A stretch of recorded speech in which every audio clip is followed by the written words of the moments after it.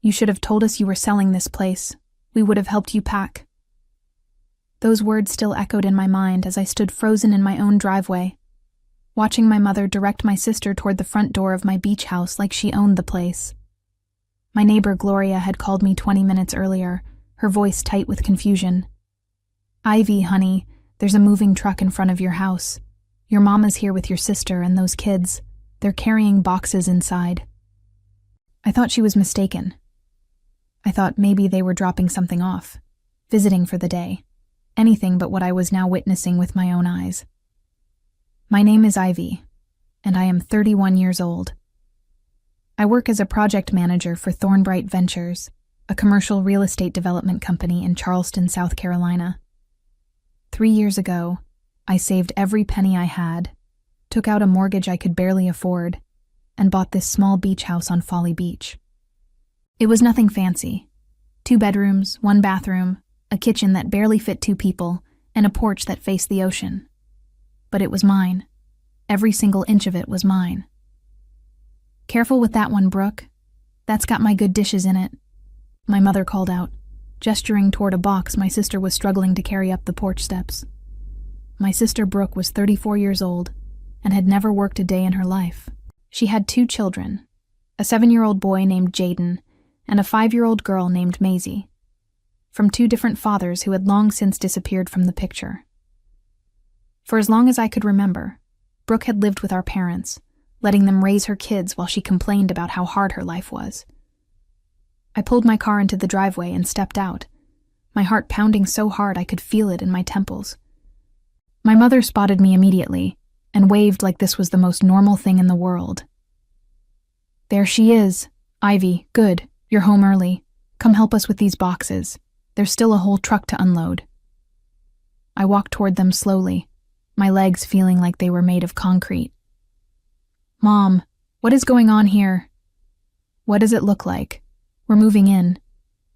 She said it so casually, so matter-of-factly, that for a moment I wondered if I had missed something. Had there been a conversation I forgot? Had I somehow agreed to this in my sleep? Moving in. Into my house. Brooke dropped the box she was carrying onto the porch with a thud and wiped sweat from her forehead. "It's a family property, Ivy. Mom and Dad helped you with the down payment, remember? That makes it shared." I felt the blood drain from my face. Mom and Dad gave me $2,000 toward the down payment. I put down $40,000. I pay the mortgage every single month. I pay the insurance. I pay the property taxes. This is my house. My mother waved her hand dismissively. "Don't be dramatic. Family is family. Brooke needs a place to stay, and this house has been sitting here half empty while she and those babies are crammed into your father's den. It's not fair." "Not fair?" The words came out louder than I intended. "You decided to move into my house without even asking me, and I'm the one being unfair?" Jaden came running around the corner of the house, sand covering his shoes. "Mommy, can we go to the beach now? You said we could go to the beach when we got here." Brooke smiled at him, completely ignoring me. "In a little bit, baby. Let Mommy finish unpacking first." I stood there, watching this scene unfold like I was trapped in some kind of nightmare. My mother was already heading back to the moving truck. My sister was picking up another box. My niece and nephew were running around my yard like it belonged to them, and not one of them seemed to think there was anything wrong with what they were doing. "I need you all to stop," I said, my voice trembling. "Right now. Stop." My mother turned around with an expression of pure annoyance. "Ivy, we don't have time for one of your tantrums. The truck has to be returned by 6, and we still have half of Brooke's things to unload. You can throw your little fit later." Little fit. That was what she called it whenever I tried to stand up for myself. Whenever I said no to lending money that was never repaid. Whenever I declined to babysit at the last minute. Whenever I refused to drop everything to solve problems that were not mine to solve. A little fit. I looked at the boxes stacked on my porch, at the toys already scattered across my lawn, at my sister's smug expression as she waited for me to back down like I always did. But something inside me had shifted. Something had finally broken. "I'm going inside," I said quietly. "And when I come back out, I expect all of this to be gone." My mother laughed. Actually laughed. "Oh, honey, you'll get used to it. Family adjusts." I walked past them without another word, unlocked my front door, and stepped inside my house. My house. The walls I had painted myself. The furniture I had saved months to buy. The kitchen where I cooked meals for one because I had learned long ago that my family only showed up when they wanted something. I closed the door behind me, locked it, and pulled out my phone. My hands were shaking as I searched for the number of a locksmith. Then I searched for the non-emergency line for the local police department. If my family wanted a war, I was finally ready to fight one. Growing up, I learned very quickly that in my family, there were two kinds of people: those who took and those who gave. Brooke was a taker. I was expected to give. My parents had always made excuses for her. When she dropped out of high school at 17 because she was pregnant with Jaden, they said she was too young to understand the consequences. When the father left 6 months later, and Brooke moved back home with the baby, they said she just needed support. When she got pregnant again 2 years later by a different man who also disappeared, they said life had been hard on her. When she refused to get a job because she claimed she needed to focus on being a mother, they said she was being responsible. Meanwhile, I put myself through college while working 2 jobs. I graduated with honors. I climbed my way up from an entry-level assistant position to project manager in less than 5 years. I saved every spare dollar I had, lived in apartments with roommates I barely tolerated, and sacrificed vacations and luxuries so that one day I could have something that was truly mine. And through all of that, my family treated me like a bank. "Ivy, can you lend us a few hundred for Jaden's birthday party? We'll pay you back." They never did. "Ivy, Brooke's car broke down. Can you help her out this one time?" There were always more times. "Ivy, your father's retirement isn't what we expected. Can you chip in for groceries this month?" It was never just 1 month. When I bought the beach house, I thought I had finally created a space that was just for me. A sanctuary away from the constant demands, the guilt trips, the exhausting cycle of giving and never receiving anything in return. But I should have known better. The first sign of trouble came about 6 months ago, when Brooke started making comments during family dinners. "Must be nice to have a beach house sitting empty while some of us are struggling. You know, the kids would love to spend more time at the beach. Too bad their aunt never invites them." I ignored the comments. I had learned that engaging with Brooke's passive-aggressive behavior only made things worse. But the comments got bolder, more pointed, and my mother started echoing them. "It does seem a little selfish, Ivy. That house has 2 bedrooms, and you live there alone. Brooke and the kids are practically on top of each other in that den." "Mom, they live in your house for free," I pointed out. "Brooke has never paid rent. She's never paid for groceries. She's never paid for anything. She's a single mother. What do you expect her to do?" "Get a job," I said. "Like I did. Like millions of other single mothers do." That conversation ended with my mother calling me cold and heartless, and Brooke refusing to speak to me for 2 weeks. At the time, I thought the drama would blow over like it always did. I was wrong. Standing in my living room now, watching through the window as my mother and sister continued to unload boxes onto my porch, I finally understood. They had never intended to ask my permission. They had never planned to have a conversation. They had simply decided that what was mine was theirs, and they expected me to accept it. I thought about all the times I had backed down, all the times I had written checks to keep the peace, all the times I had swallowed my anger and told myself that family was more important than boundaries.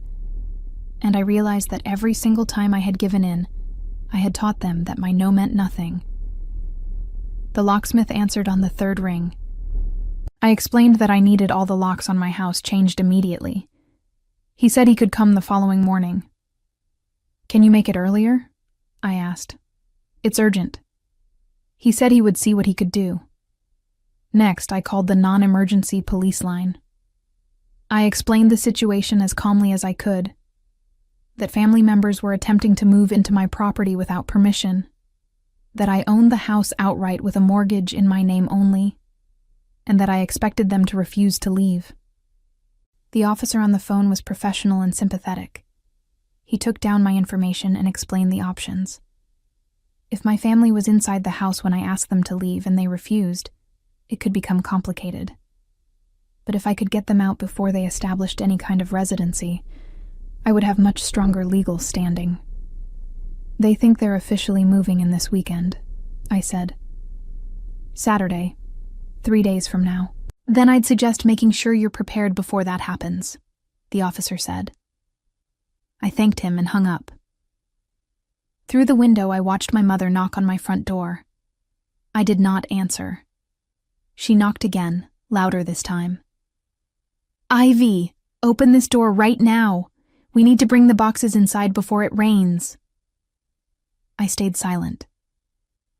Ivy, I know you're in there. Stop being ridiculous. Brooke joined her at the door, her voice shrill with irritation. This is so typical of her. She always has to make everything about herself. I walked away from the window and sat down on my couch. My hands were still shaking, but my mind was clear. For the first time in years, I knew exactly what I needed to do. They wanted to treat my home like family property?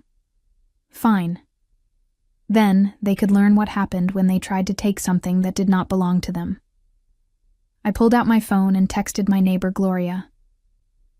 Thank you for calling me. I'm handling it. Please don't let them tell you anything about me. They don't speak for me. Her response came seconds later. I had a feeling something was off. You've always been so private about your space. Let me know if you need anything.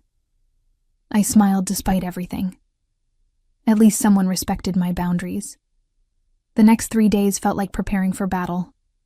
The locksmith came Wednesday morning, just as he promised.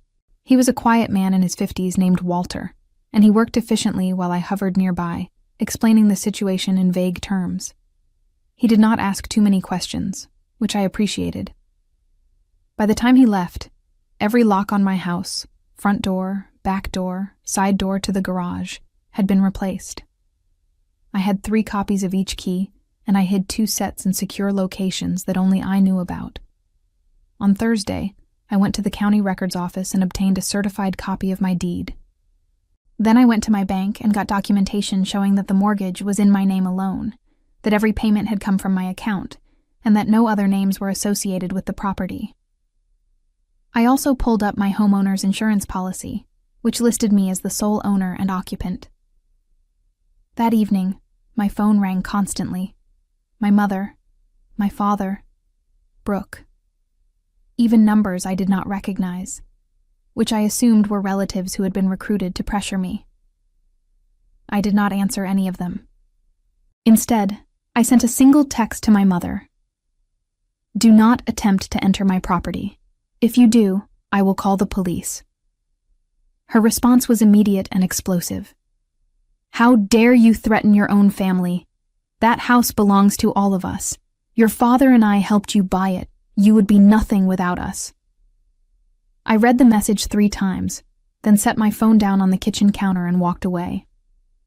Friday morning, I called in sick to work. It was the first time I had taken a sick day in over 2 years, but I needed to be home. I needed to be ready. Around noon, my father's truck pulled into my driveway. He got out slowly, his face a mixture of confusion and frustration. I watched from the window as he walked up to my front door and tried his key. It did not work.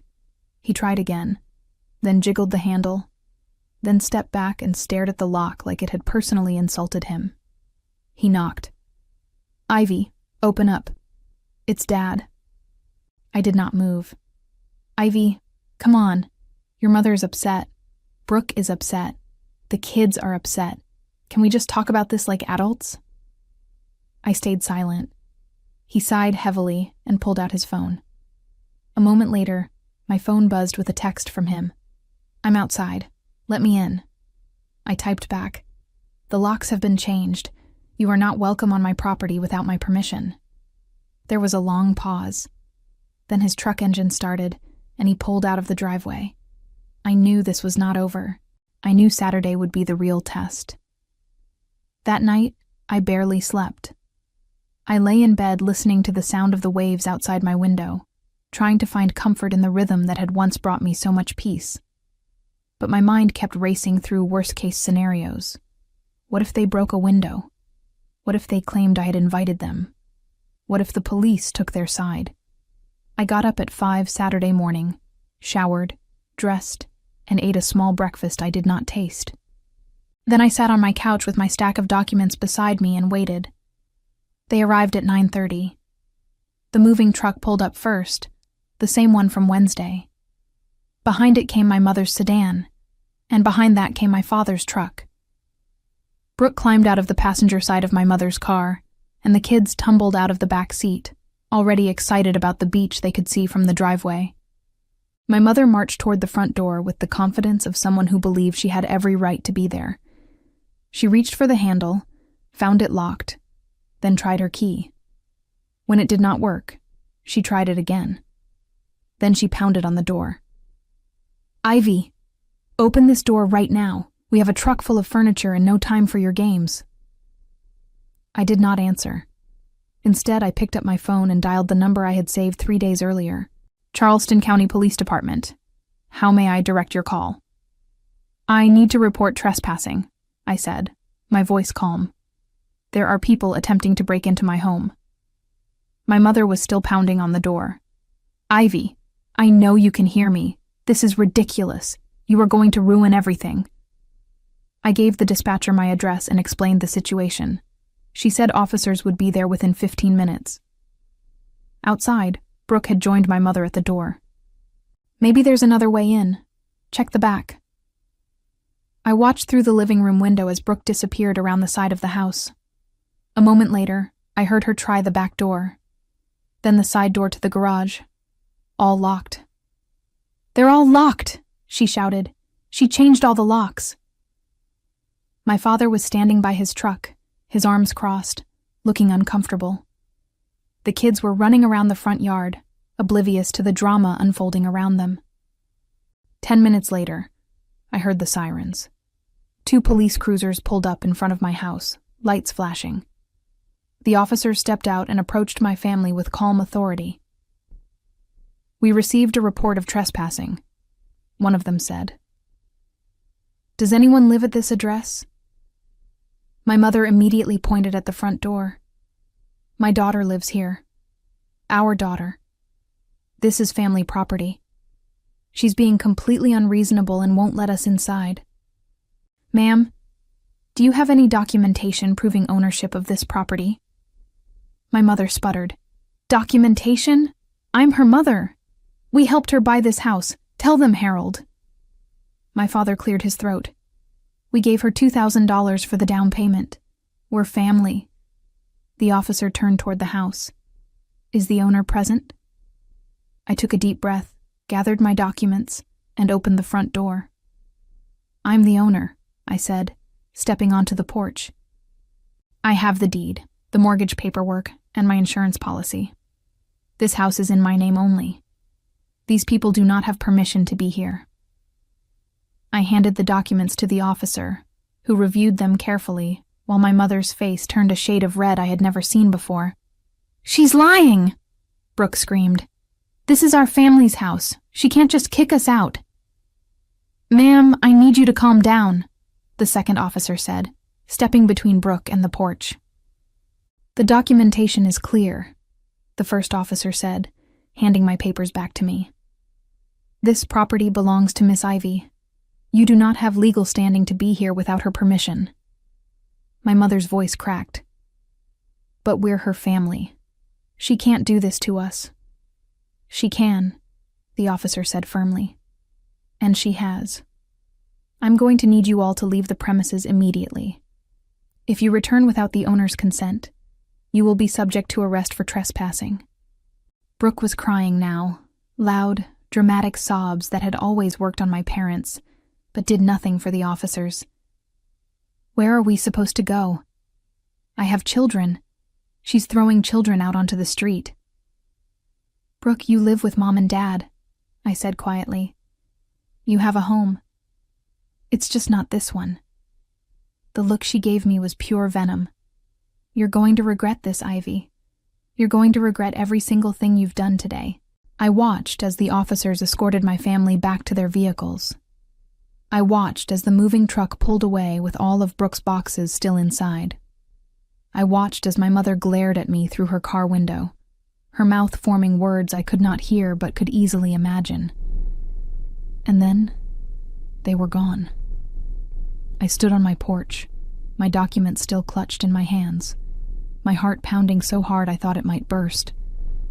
The officers checked in with me one more time, confirmed that I wanted to file a formal trespassing notice, and promised to patrol the area for the rest of the day. When they left, I was alone. I walked back inside my house, closed the door, and sank onto my couch. My hands were shaking. My eyes were burning with tears I refused to let fall. But underneath all of that, for the first time in years, I felt something I had almost forgotten. I felt free. The silence after they left was almost more unsettling than the chaos had been. I sat on my couch for what felt like hours, staring at the front door as if expecting it to burst open at any moment.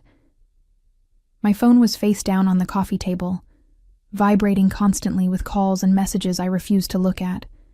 Every few minutes, I would hear a car pass by on the street, and my entire body would tense, convinced they had come back. But they did not come back. Not that day. Around noon, my stomach reminded me that I had barely eaten anything since the previous night. I forced myself to make a sandwich, though I could not taste it. I drank a glass of water. I tried to read a book, but the words blurred together on the page. Finally, around 3 p.m, I gave in and looked at my phone. 47 missed calls, 23 text messages, 6 voicemails. The texts ranged from furious to pleading to threatening. My mother accused me of destroying the family. Brooke called me every name she could think of. My father sent a single message that simply said, "This is not how we raised you." I read each message carefully, not because I wanted to engage with them, but because I wanted to understand. I wanted to know if there was any part of them that recognized how wrong they had been. Any acknowledgement that showing up to move into someone's home without permission was not normal behavior. Any hint of self-awareness. There was none. Instead, every message painted me as the villain. I was selfish. I was cruel. I was a bad daughter, a bad sister, a bad aunt. I was single because no man would want someone so cold.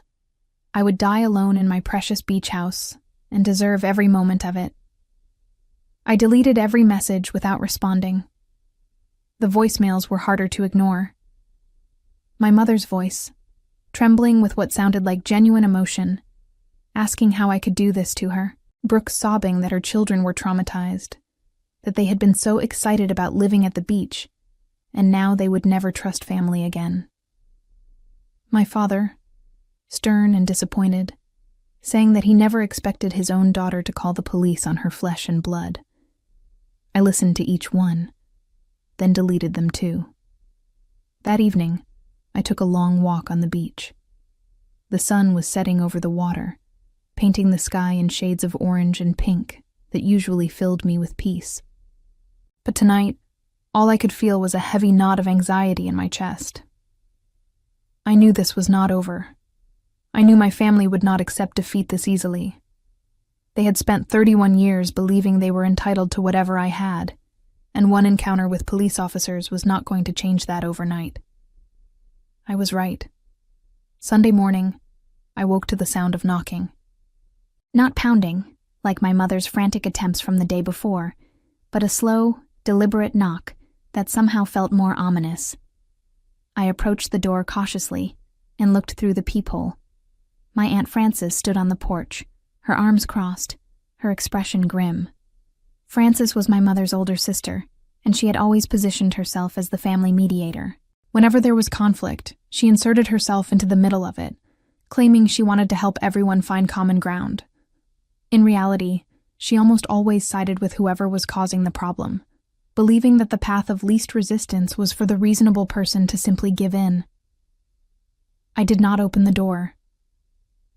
"Ivy," Frances called through the wood. "I know you're in there. Your mother called me. She's beside herself with worry. Can we please just talk?" I stayed silent. "I'm not here to yell at you or take sides. I just want to understand what happened. Your mother says you called the police on your own family. That can't be the whole story." I took a breath and spoke through the door. "The whole story is that my mother and sister tried to move into my house without my permission. They showed up with a moving truck and started unloading boxes. When I told them to leave, they refused. So I called the police. That's the whole story." There was a pause. "But Ivy, surely you could have handled it differently. They're family. Your mother says she helped you buy this house. She gave me $2,000 3 years ago. I've paid over $100,000 in mortgage, taxes, and maintenance since then. This is my house. My name is on the deed. My name is on the mortgage. No one else's." Another pause. "I understand that, but couldn't you at least let Brooke and the kids stay for a little while? Just until she gets back on her feet?" I felt a bitter laugh rise in my throat. "Brooke has been getting back on her feet for 7 years, Frances. She has never had a job. She has never paid rent. She has lived with my parents her entire adult life while I worked and saved and struggled to build something for myself. And now she wants to take that too. No. The answer is no." Frances sighed heavily. "You're being very stubborn, Ivy. And you're enabling people who think they can take whatever they want from me. Please leave my property." She stood there for another moment, then turned and walked back to her car. I watched through the window as she pulled away, probably already composing the report she would deliver to my mother about how unreasonable I was being. The calls and messages continued throughout the day. By Monday morning, I had blocked every family member's number. It was the only way I could function. When I returned to work Tuesday, my coworker Denise noticed immediately that something was wrong. "You look exhausted," she said, setting a cup of coffee on my desk. "Rough weekend?" I considered brushing off the question, but something about Denise's genuine concern made me want to talk. "My family tried to move into my beach house without asking.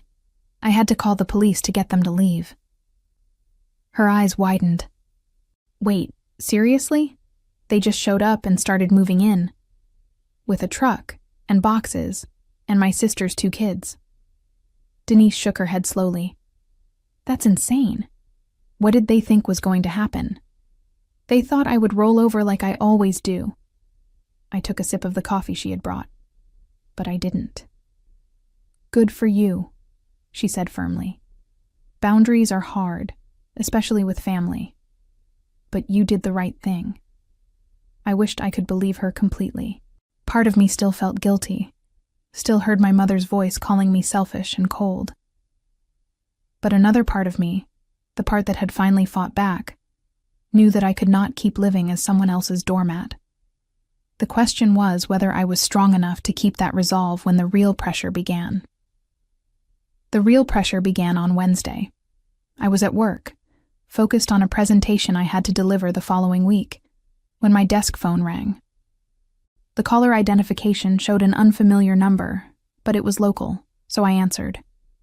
"Miss Ivy?" a woman's voice asked. "This is Officer Patricia with Charleston County Child Protective Services. Do you have a moment to speak?" My blood ran cold. "Child Protective Services?" "Yes, ma'am. We received a report yesterday regarding 2 minor children, Jaden and Maisie, whose aunt allegedly endangered their welfare by forcing them into homelessness. I need to ask you a few questions about the incident." I gripped the phone so hard my knuckles turned white. There was no incident, and no one was made homeless. "Can you explain what happened on Saturday, November 2nd? I took a deep breath and recounted the events as calmly as I could. My family showing up uninvited. The attempted move-in. My refusal to allow it. The police intervention. The fact that Brooke and her children had never lived at my address and had their own residence with my parents. The officer listened without interruption, occasionally asking clarifying questions. When I finished, she was quiet for a moment. Miss Ivy, based on what you're telling me, it sounds like the children have a stable home with your parents. Is that correct? Yes. My sister and her children have lived with my parents for 7 years. They have never lived with me. And you own the property at the address in question? Yes. I have the deed and mortgage documentation. Another pause. I see. Well, this appears to be a family dispute rather than a child welfare issue. I'll note that in the file. However, I do want to advise you that if further reports are made, we may need to conduct a more thorough investigation. Further reports? Are you saying my family might keep calling you to harass me? The officer's tone softened slightly. I can't speculate on anyone's intentions, but I can tell you that false reports to Child Protective Services are taken seriously. If a pattern of unfounded claims emerges, there can be consequences for the reporting party. I thanked her and hung up, my hands shaking. Brooke had called Child Protective Services. She had tried to use her own children as weapons against me, claiming I had endangered them by refusing to let strangers move into my home. The depths of her manipulation left me breathless. I spent the rest of the workday in a fog, barely able to concentrate. When I got home that evening, I sat on my porch watching the waves and trying to process what my family had become. Or maybe, what they had always been. Thursday brought more drama. My father showed up at my door, alone this time, looking older and more tired than I had ever seen him. "Can we talk?" he asked through the closed door. "Just you and me. No one else." Against my better judgment, I opened the door, but did not invite him inside. We stood on the porch, the ocean breeze carrying the scent of salt between us. "Your mother is devastated," he began. "She hasn't stopped crying since Saturday." "I'm sorry she's upset, but what she did was wrong, Dad. You know that." He sighed, rubbing his forehead. "I know it wasn't handled well. But Ivy, you have to understand. Brooke is struggling. Those kids need stability. When your mother suggested they move here, it seemed like a solution. A solution for who? Not for me. No one asked me. No one considered for even a second that I might have thoughts or feelings about people moving into my home. We're family," he said, as if that explained everything. "Family takes care of each other. I have been taking care of this family for years, Dad. I've given money. I've given time. I've given up opportunities because I was always expected to be available to help. And what have I gotten in return? More demands. More expectations. More guilt when I say no." He looked at the ground, unable to meet my eyes. "I know you've done a lot. But Brooke is 34 years old. She's had 7 years to figure out her life, and she's done nothing except sit in your den and wait for someone else to solve her problems. I am not going to be that someone anymore." My father was quiet for a long moment. Then he said something that cut deeper than anything my mother or sister had thrown at me. "You know, your grandmother left you that money for the down payment because she believed in you. She thought you were the one who would make something of yourself. But she also believed in family. She would be heartbroken to see what you've become." I felt the words like a physical blow. My grandmother had died 4 years ago, and she had indeed left me a small inheritance that I had used toward the beach house. Using her memory against me was a new low, even for my father. "Get off my property," I said quietly.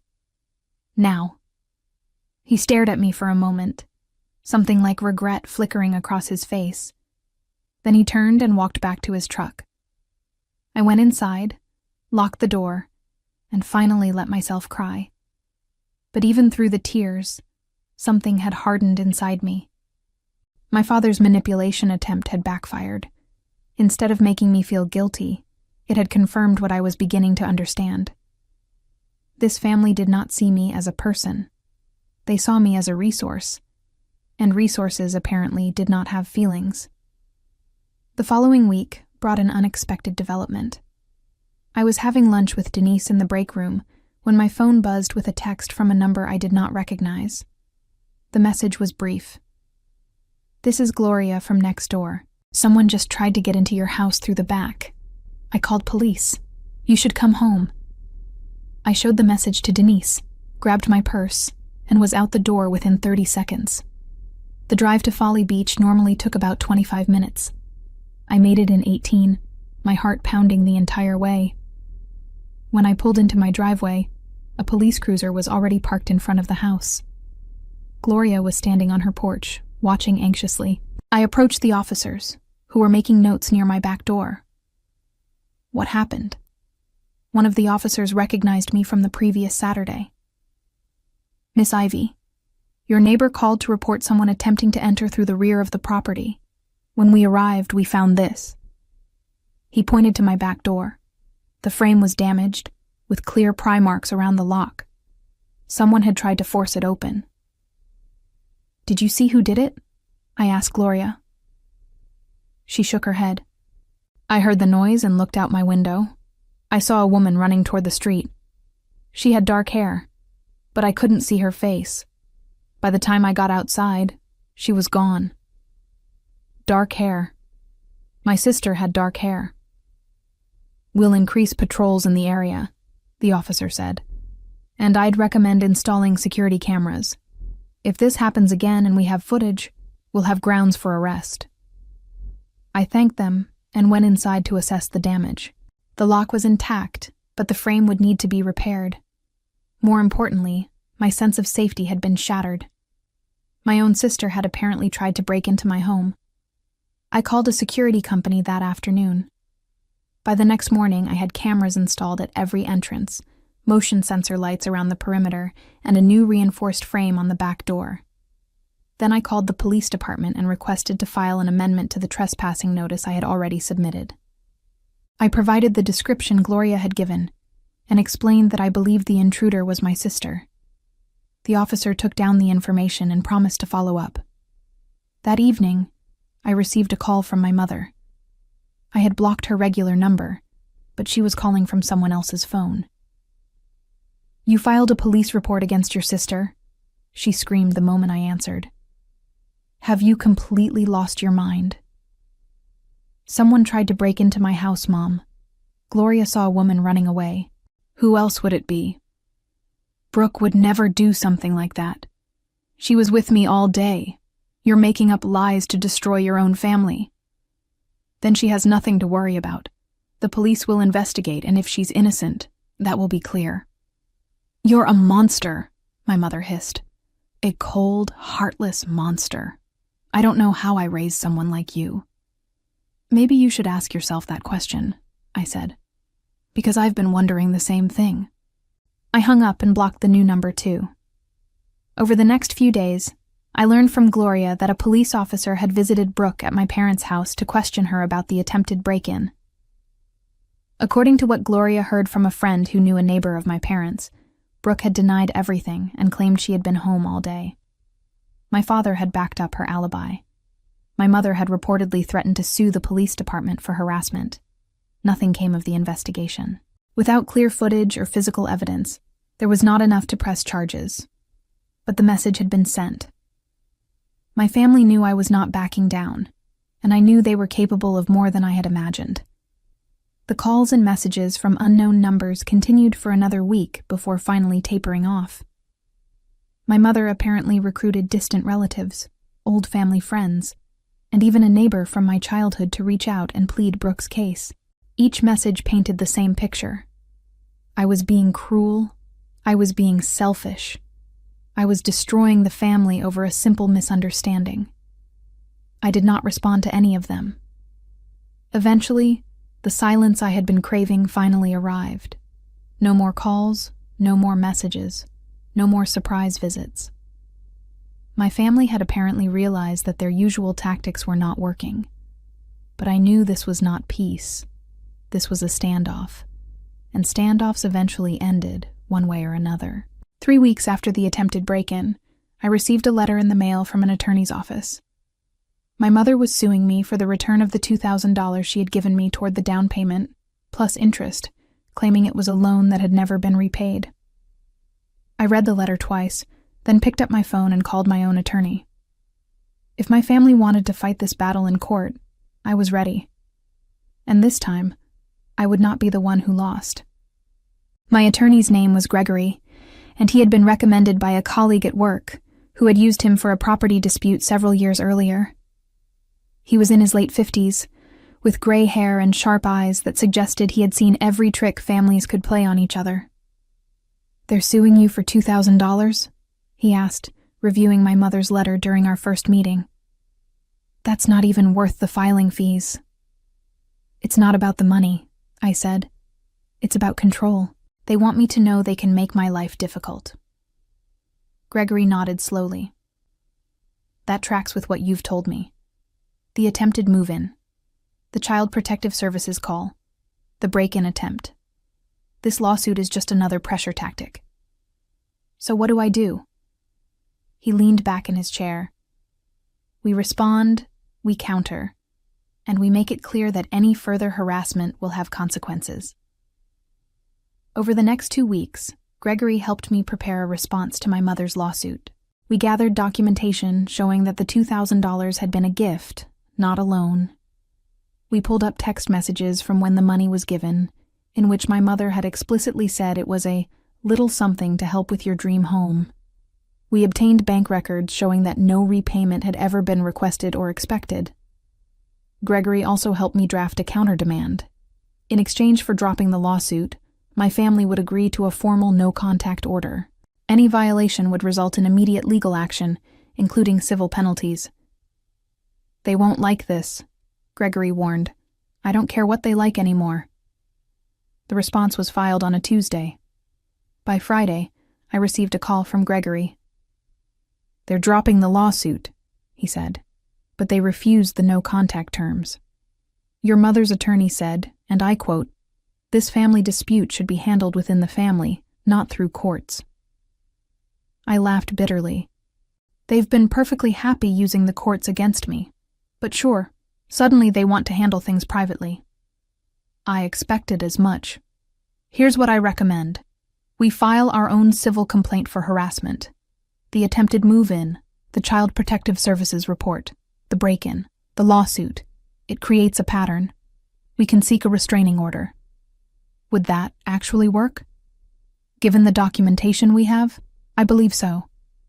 It would prohibit any member of your family from contacting you, visiting your property, or making false reports about you to any agency.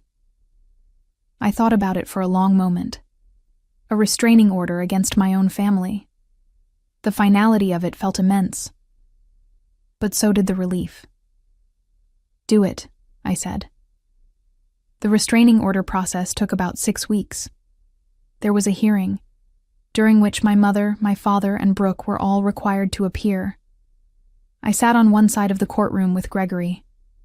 They sat on the other side with their attorney, a harried-looking man who seemed to realize his client's position was weak. My mother tried to speak during the hearing, claiming that this was all a misunderstanding, that they had only wanted to help me, that I was the one being vindictive. The judge listened patiently, then reviewed the evidence, the police reports, the documentation, the text messages, the Child Protective Services records. When the judge issued the restraining order, prohibiting all 3 of them from contacting me or coming within 500 feet of my property, my mother burst into tears. My father looked stunned, like he could not believe this was happening. Brooke sat in silence, her face unreadable. I walked out of the courthouse without looking back. The weeks following the restraining order were the quietest of my life. For the first time in years, I did not wake up dreading what new demand or crisis would arrive from my family. My phone no longer buzzed with guilt-laden messages. No one showed up unannounced at my door. The constant noise in my head, the voice that always wondered if I was being too selfish, too cold, too ungrateful, finally began to quiet. I spent more time on the beach. I took up morning runs along the shoreline, letting the rhythm of my feet on the sand replace the rhythm of my family's expectations. I invited Denise down for a weekend, and we sat on my porch drinking wine and talking about everything except family drama. "You seem different," Denise said during that visit. "Lighter." "I feel lighter. Like I've been carrying a weight I didn't even know was there until I put it down." "You did the right thing, you know. I know it doesn't always feel like it, but you did." I nodded, watching the waves crash against the shore. "I keep waiting for the guilt to hit, but it hasn't. And I'm starting to think that's because the guilt was never really mine to carry. It was something they put on me to keep me in line."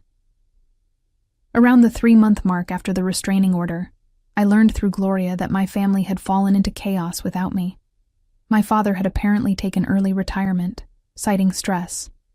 My mother had stopped attending her regular social activities because she was too embarrassed by the rumors about what Ivy did to the family.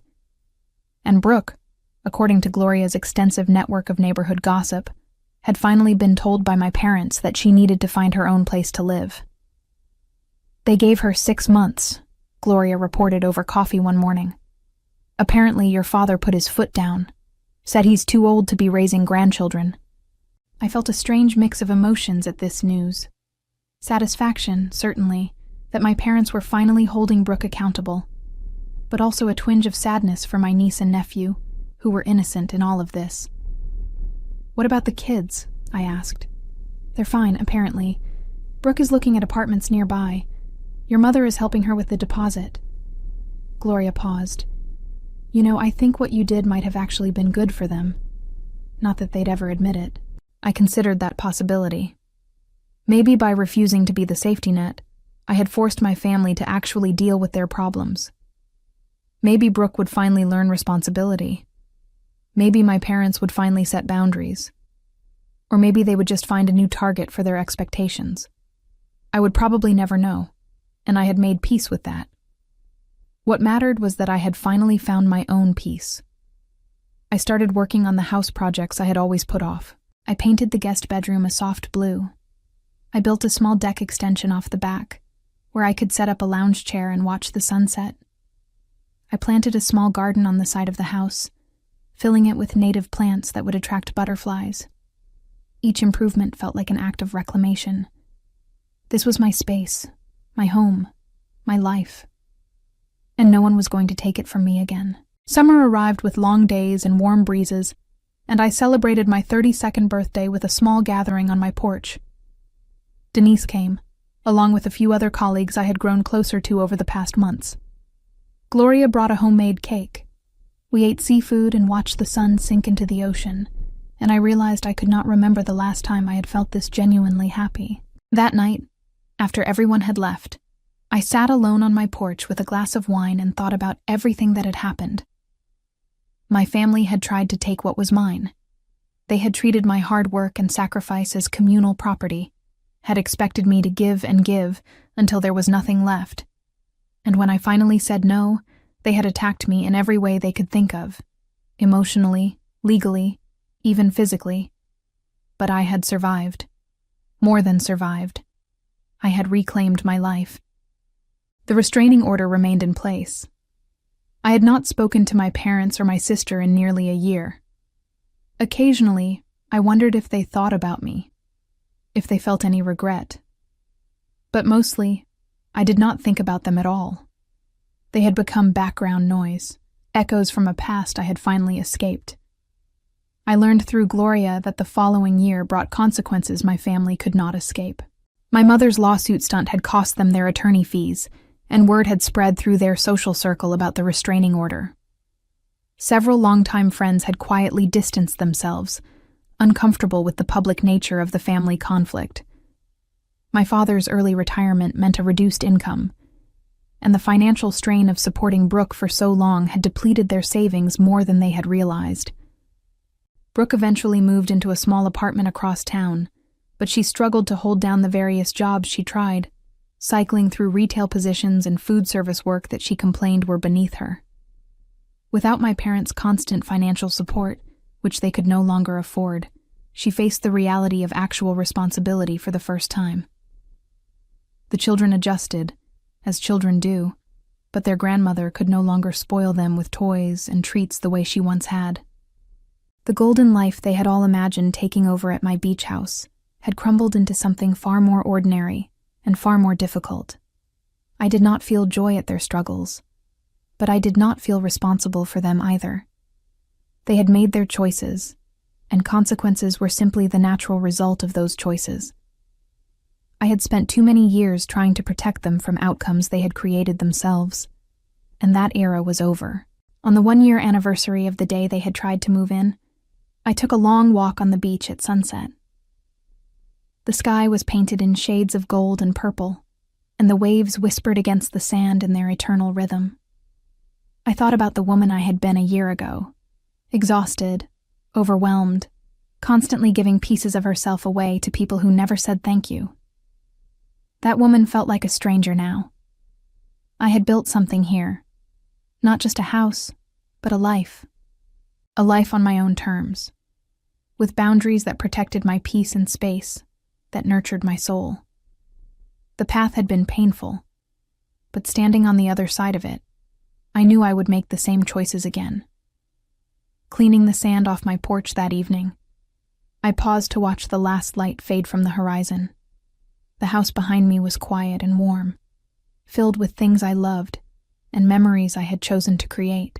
Somewhere far away, my family was dealing with the consequences of treating me like I did not matter. But that was their story now, not mine. Mine was just beginning.